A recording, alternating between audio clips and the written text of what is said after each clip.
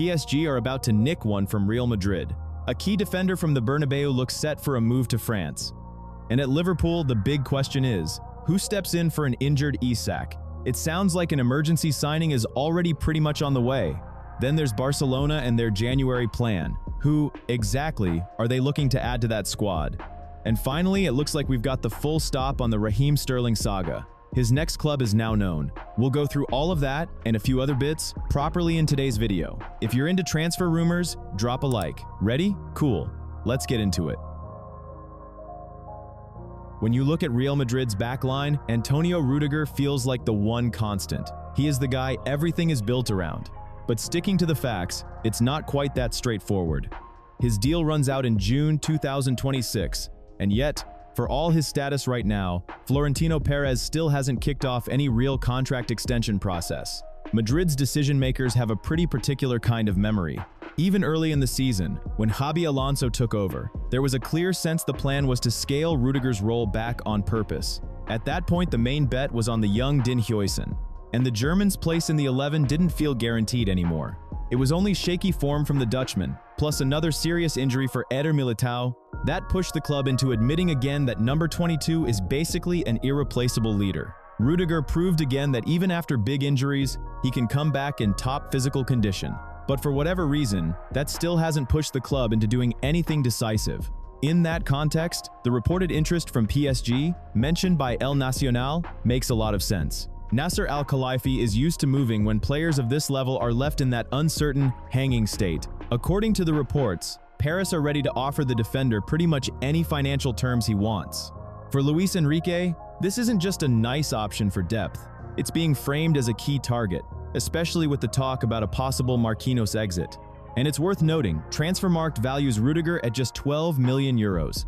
That number is almost laughable when you think about his actual impact on matches, but it also underlines why he's become such a good opportunity in the market. Rudiger himself keeps saying he's happy in Madrid, but the reality is, Perez staying quiet and PSG pushing hard creates a situation that's edging towards critical. Add in offers from Saudi Arabia, where the financial bar is even higher, and loyalty to Real on its own might not be enough in the end. PSG are looking to take him as a free agent, basically offering a full financial blank check. With Madrid dragging their feet, this is looking less like a normal rumor and more like a genuine threat. Barcelona go into 2026 top of La Liga, but it doesn't feel like a comfortable lead at all.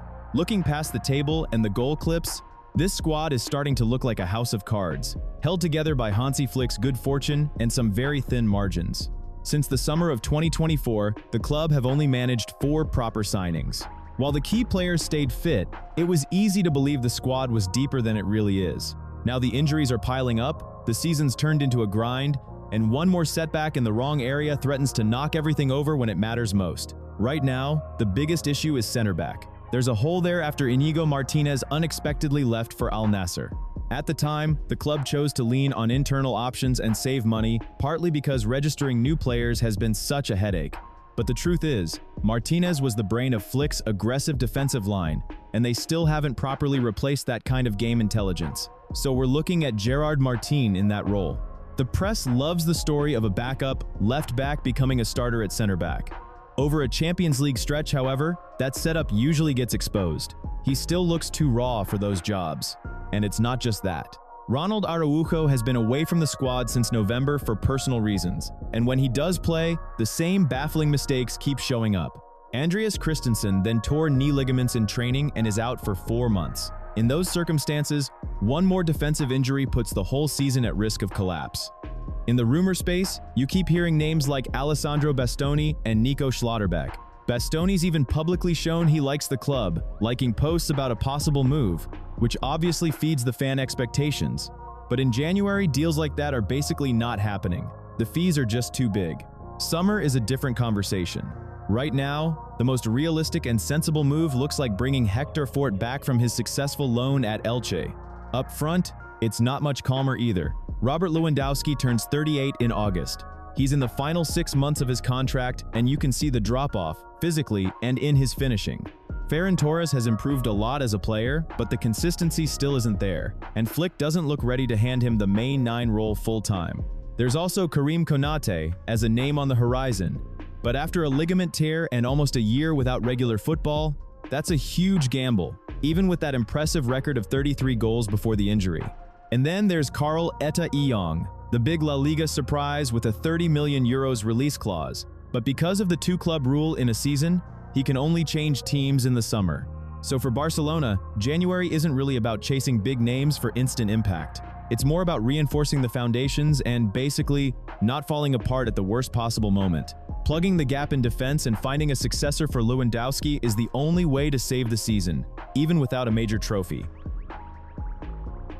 20 million for Vlahovic is the kind of number, in today's market, that should either make you smirk or make you nervous. Fichajes are claiming Liverpool are already in active talks, and it's being sold as this brilliant bit of business, almost the transfer move of the winter. The story goes that the Serb is the ready-made replacement for the injured Alexander Isak. Watching the games, though instead of just checking phone alerts, reveals a weird irony. Arne Slot supposedly wants a big, proper number 9 to give some bite to an attack that's looked a bit flat at times. And yet the club is being linked with a player who, because of a groin issue, wouldn't be back on the pitch until mid-March. Buying someone in January for an urgent boost, while already knowing he'll spend the next 2 months in the treatment room, that's a very specific way of trying to save a season. Quick pause. By the way, drop a like or a dislike on the video. Either one genuinely helps. Thanks for the support. It makes a real difference for the channel. Because the whole thing is built on a pretty obvious clash. The size of the name versus what's actually going on. We're told it's a bargain fee, but Juventus are basically backed into a corner here. The Turin board have tried for a long time to get Dusan to take a pay cut, and he said no. So this January is their last real chance to get any kind of money in before his deal loses value, heading toward 2026. And the real cost of this move isn't the 20 million euros, it's the wages. 12 million euros a year, that's the number that matters. And for whatever reason, Liverpool are being painted as willing to take it on without much hesitation. Sure, 6 goals in 10 games at the start of the season is a solid return, but it was a short scoring run, and then the injury hit again. The reputation is power striker, built for English football. Right now, that image doesn't really match his actual ability to stay fit and affect games. So while people are talking about Vlahovic battling for balls, pinning center backs, opening space for Salah, the reality is, for 20 million euros you're not getting a ready-made fix. You're potentially getting another name on the medical report. It relies on hope that by spring, everything just clicks into place and turns into a functioning attack. This isn't a sharp, numbers-based call. It's ignoring the obvious fitness red flags because the story sounds nice. The big striker getting back to his old self. Raheem Sterling's situation shows how fast football moves. Many still judge him off those big Manchester City years, assuming he's a top winger. In reality, at 31, he's basically been pushed out of the picture at Chelsea. And according to Spanish outlet Fichajes, Newcastle are the team being seen as the front-runners for him right now. Even so, Newcastle's interest feels more like an attempt to revive a player's career than a clean, well-planned upgrade. Eddie Howe's side have been pretty average in the league this season. They need a proper jolt in January, and Sterling's being put forward as this universal attacker who can cover any of the 3 forward roles. You can see the logic. But Newcastle don't want to take on extra risk.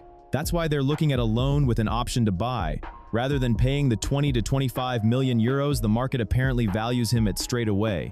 For Sterling himself, this move is basically about keeping his career on track. With talk of interest from Crystal Palace and Leeds as well, Newcastle looks like his best shot at staying at a high level and giving himself a chance of getting back into the England squad for the 2026 World Cup. But experience and memories of titles in Manchester won't be enough after falling out of the rotation and losing sharpness. For Newcastle, a deal like this doesn't carry much risk because of the loan terms, but it does underline where Sterling is right now. Not long ago, he was one of the league's defining players. Now he's looking at the January window just to get regular minutes again. He needs to find that old confidence. Even with squad gaps under Eddie Howe, Sterling's reputation alone won't drag Newcastle back into the European places. Real Madrid going into 2026 feels like a weird bit of déjà vu. Another cycle has ended without the big trophies. They're sitting 4 points behind Barcelona in the league, and in the Champions League it's been heavy, almost repeat pattern losses to Liverpool and City. Madrid have lived with pressure forever, but this time it hits different. Mainly because the back line right now looks less like a defense and more like one long medical report. Eder Militao is out until at least April. David Alaba, under Xabi Alonso, has played just 145 minutes all season. That's not even 2 full matches. And when you're down to the really young Huijsen and Asensio, and you're having to drop Aurelien Tchouameni or Alvaro Carreras into center back, that stops being tactical flexibility. That starts to look like straight-up panic. Last summer, there was a lot of noise around Ibrahima Konate, but the club clocked the dip in his form and pulled out of the race at the right time. Now you keep seeing Marc Guéhi and Dayot Upamecano mentioned. Both are good defenders, and both could be free agents in the summer of 2026. But Madrid needs something now. They can't just wait another 6 months. In that context, the idea of signing Ousmane Diomande is the most grounded, logical one. He's 22, he plays on the front foot, he dominates in the air, and the 25 million euros fee matters too. That's the kind of profile that can plug the hole while Antonio Rudiger tries to get back up to speed after his 2-month layoff. The problem is, Madrid's issues aren't only at the back. Since 2023, they haven't added a single midfielder to the main squad, and you can feel that lack of fresh ideas in the football. Arda Güler has talent, and Jude Bellingham's work rate is obvious, but neither is that bossy number 8 in the Toni Kroos mold. Tchouameni and Camavinga are excellent ball winners, but they're not conductors. They're not built to control a match's tempo. The Rodri dream basically died with his serious injuries, so now the club have to look at the market in a completely different way. There's Adam Wharton, who fits perfectly as a rhythm setter, but £100 million is a warning price even for Florentino Perez. Angelo Stiller is still on the list from last summer, but the cleanest solution is bringing Nico Paz back. While everyone's been watching the established stars, he's gone and started ripping up Serie A. The improvement in his creativity and his end product is there for anyone to see. A €9 million buyback for a player at that level is close to a gift. And in the end, the maths is simple. Diomande plus Nico Paz comes to €34 million. 2 young, hungry players who make sense in Alonso's system and cover the sorest positions. Ignoring January again to lean on empty internal options leaves the season effectively over by March. A league campaign doesn't forgive that kind of short memory.